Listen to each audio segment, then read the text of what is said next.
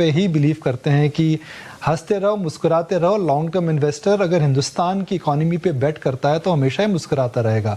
छोटी लेवल पे वॉलेटिलिटी और मायूसनेस आ सकती है, मगर वो हमेशा एक अपॉर्चुनिटी होती है। तो मिलिंद करमरकर साहब हमारे साथ मौजूद हैं और एक ग्राफिक में दर्शकों को दिखाऊंगा, रिपीट टेलीकास्ट में देख सकते हैं कि करमरकर साहब ने ट्रेंड कब आइडेंटिफाई करा, टाइटन कब आइडेंटिफाई करा।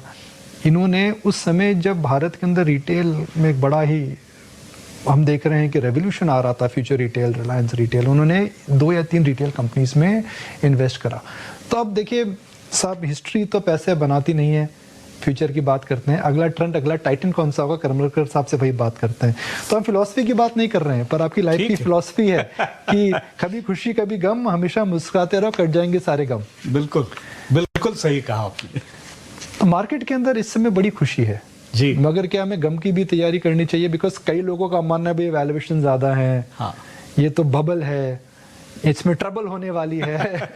स्मॉल और मिड कैप के अंदर तो जी संभल के रहिए। नहीं, संभल के रहना बिल्कुल, हमेशा ही मार्केट में संभल के रहना ज्यादा अच्छा रहता है।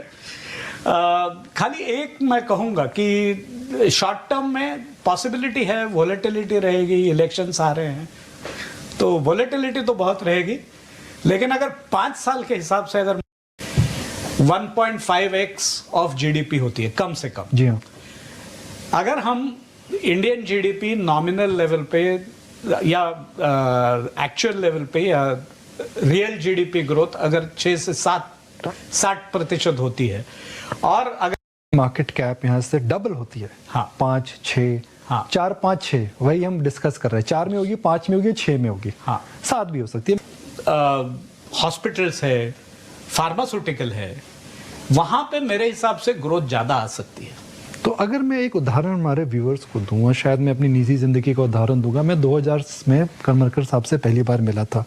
जब हम आते थे तो इनका नरवन पॉइंट पे ऑफिस थे, हम जब कॉफ़ी पीने जाते थे मात्र 5 रुपए की कॉफ़ी आती थी, उसमें दूध ज़्यादा होता था, कॉफ़ी कम होती थी। उसके बाद हमने कॉफ़ी पीना चालू करी 2005 में, शायद 50 रुपए की कॉफ़ी होगी, कॉफ़ी पार्लर में जाते थे। पिछली कॉफ़ी जो हमने पी थी शायद वो 350 रुपए की थी, स्टारबक्स में जाकर के पी थी। तो यही होता है कि जैसे आपकी पर कैपिटा बढ़ रही है, the desire to consume more is actually increasing.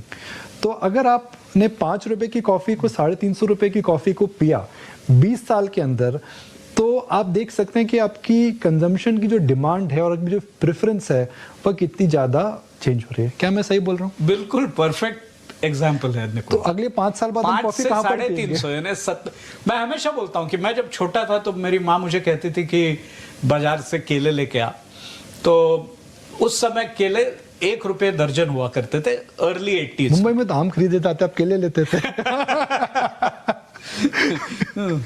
बाद में अभी केले 100 रुपया दर्जन हो गया है। तो बीच में मैं जब यूएस गया था तो शिकागो एयरपोर्ट पे कि over the last 20 years Trent ने अपना बिजनेस मॉडल एक्सेल कर लिया है। यानी उनका सप्लाई चेन प्रॉपर है, उनका डिजाइनिंग डिपार्टमेंट बहुत अच्छा है, तो आपको कंटिन्यूअस फैशन चेंजेस आते रहते हैं। उनका स्टोर मैनेजमेंट बहुत अच्छा है ताकि उनका इन्वेंट्री कंट्रोल बराबर रहता है। और एक मैंने देखा है कि trend doesn't expand unless and until they have got their business